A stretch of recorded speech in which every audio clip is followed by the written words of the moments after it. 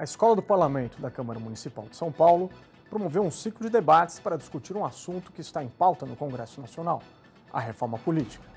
A doutoranda da Universidade de Yale, nos Estados Unidos, Natália Salgado Bueno, falou sobre as questões de raça na representação política. Acompanhe agora, nessa edição do Política na Sala, um resumo com os principais trechos. O que eu quero fazer aqui hoje é ajudar a responder a 3 perguntas. A primeira pergunta que eu estou interessada é: há subrepresentação de grupos de cor, grupos de raça na nossa política, na classe política brasileira? Como que isso existe? Isso varia? Em que medida existe essa subrepresentação? E a resposta que eu vou dar é que sim, existe. Talvez não seja uma surpresa para ninguém aqui, mas o que eu quero enfatizar depois é que ela existe de forma variável e varia por critérios relevantes, que isso vai ficar mais claro ao longo da fala. A segunda pergunta é: o que explica essa subrepresentação? Quais fatores estão associados a ela e o que gera esse fenômeno que a gente observa? O que eu vou explicar aqui é que o principal fator tem a ver com recursos de campanha, bem os candidatos, e menos a ver com acesso ao sistema político, como candidaturas, e menos a ver, para minha surpresa durante essa pesquisa, com preferências do eleitorado. Vai ficar mais claro como é que a gente chegou a essa conclusão também ao longo da apresentação. E a terceira pergunta é: uma vez feito o diagnóstico, uma vez feito diferentes formas de explicação, qual que é o que fazer, né? O que podemos tentar fazer para solucionar esse problema?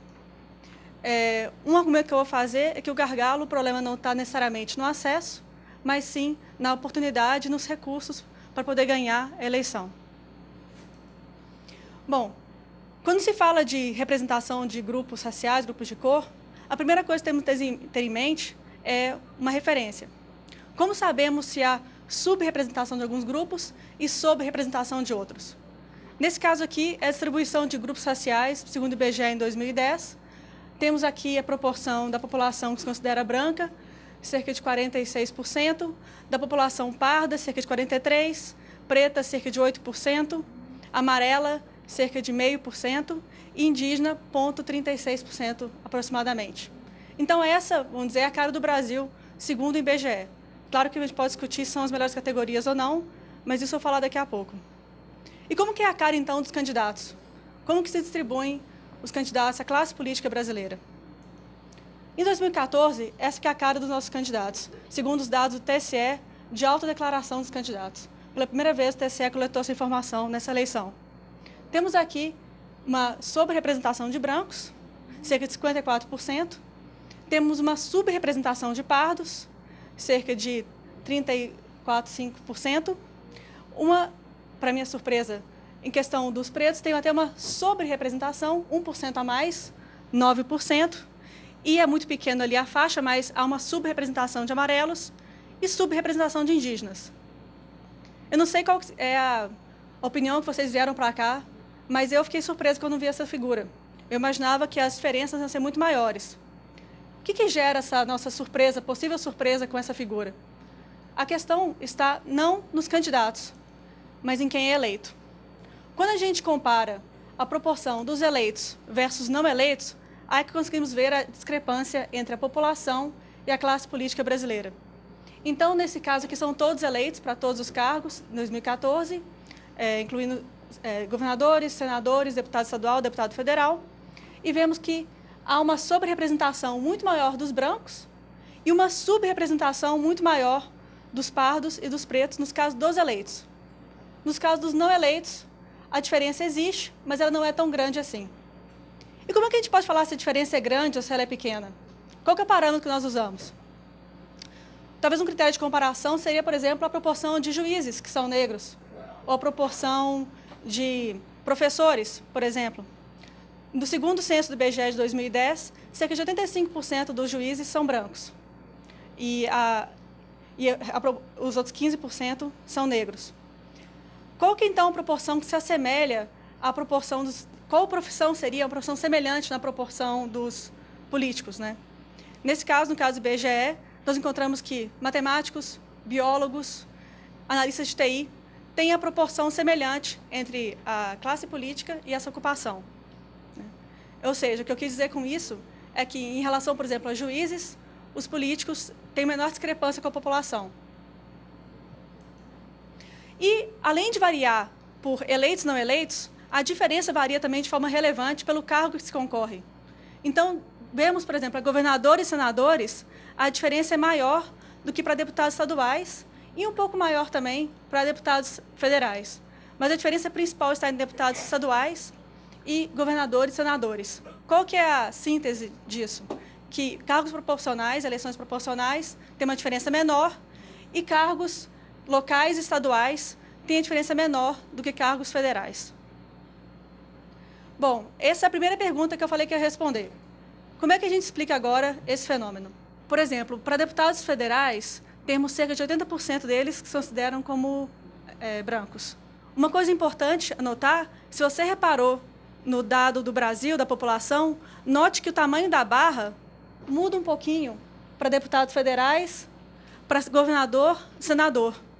Por que o tamanho da barra muda se o Brasil não mudou para cada cargo?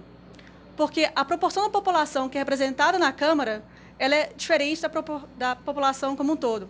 Pelas regras de representação, alguns estados são sobre-representados e outros estados são subrepresentados.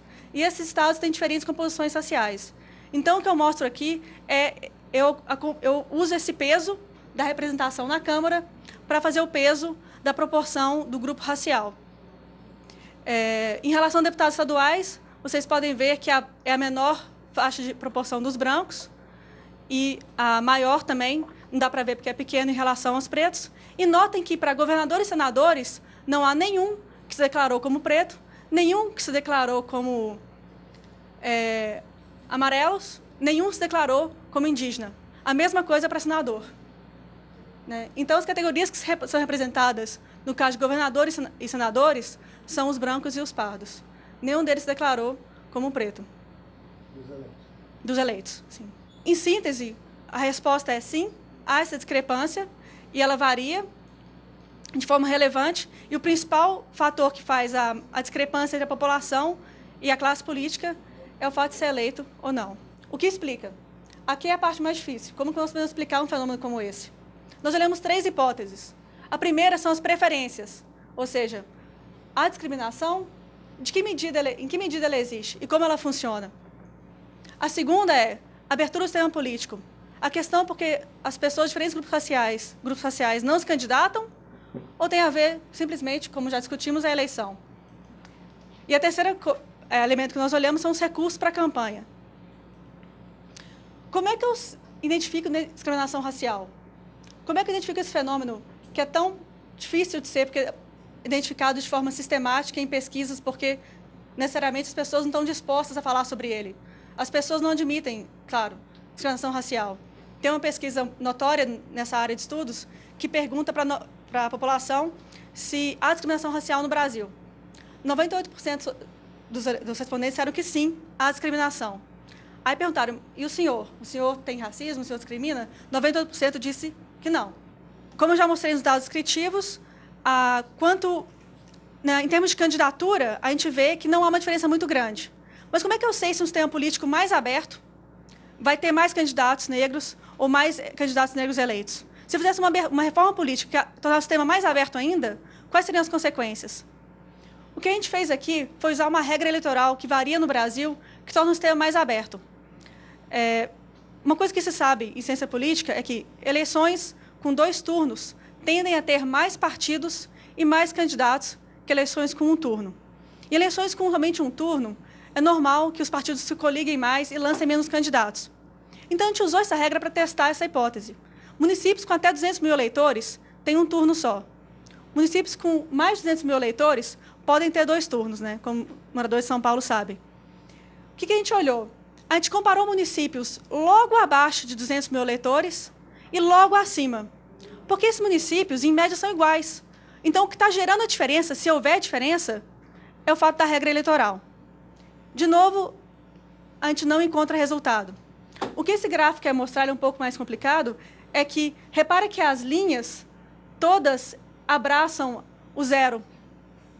O que é isso? O efeito do sistema de ter 2 turnos não aumentou muito a proporção de candidatos negros. Então, um sistema um pouco mais aberto, nesse caso, não faria muita diferença. Essa aqui é a mensagem principal dessa explicação. Então, a gente não achou preferências fortes, não achou sistema mais aberto como causa. O que explica o que a gente encontrou antes? Alguma coisa explica, porque a gente encontrou isso antes. A resposta, a gente acha, está em recursos. Encontramos que grupos pretos, pardos, amarelos e indígenas têm recursos, tanto quanto bens dos candidatos, quanto doações de campanha, seja via pessoa jurídica, seja via pessoa física, seja por repasse do partido, são muito diferentes entre esses candidatos. E as diferenças são grandes. Então, se a gente olhar para a receita de campanha em 2014, por exemplo, a média de receita dos brancos, em geral, foi de R$300 mil, aproximadamente R$300 mil. Dos pardos foi 100 mil, dos pretos foi 50 mil. Então, as diferenças num sistema que depende tanto de recursos para a campanha, para a vitória eleitoral, são enormes. Claro que a diferença também é muito grande entre eleitos e não eleitos. O caso dos eleitos, a receita média foi de 1 milhão. E aqui não inclui o presidente, inclui só os cargos de deputado federal, estadual, senador, governador. Os não eleitos foi de 100 mil. Ou seja, o grupo negro tem metade da renda média dos não eleitos. O que fazer? Se a sociedade, nossos representantes decidirem que isso é um problema a ser abordado, quais são as possibilidades de reforma?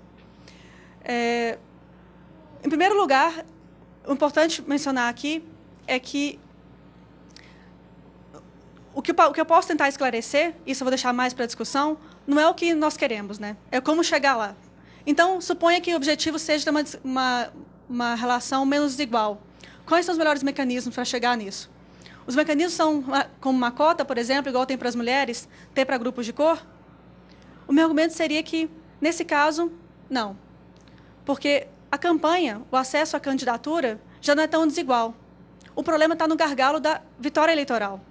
Então, os caminhos seriam ou alguma reserva de cargos, ou seja, um número fixo de cargos indo para alguns grupos, ou um sistema de dar apoio à candidatura, via recursos, que nós vimos, são diferentes, muito diferentes. Tem diferentes maneiras de fazer esse tipo de apoio. Eu pode discutir mais no debate se... Eu não estou falando que essas medidas são boas, são as soluções caso seja um problema, mas tem duas PECs, duas propostas de emenda constitucional no Congresso. Uma é a proposta 116, que prevê a reserva de cargos para grupos negros, e a 320.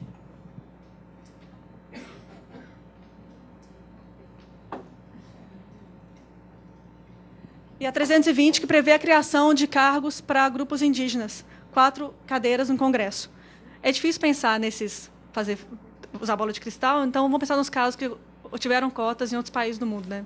Vou pensar no caso da Índia e da Bélgica, que são os que eu conheço um pouco mais. A Índia estabeleceu cotas para grupos de castas, né? Grupos étnicos.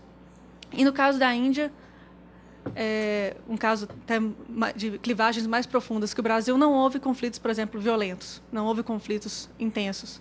No caso da Bélgica, criaram-se as cotas para solucionar conflito. É uma sociedade fortemente dividida por religião, que criaram-se reservas de grupos de religião para justamente evitar conflito.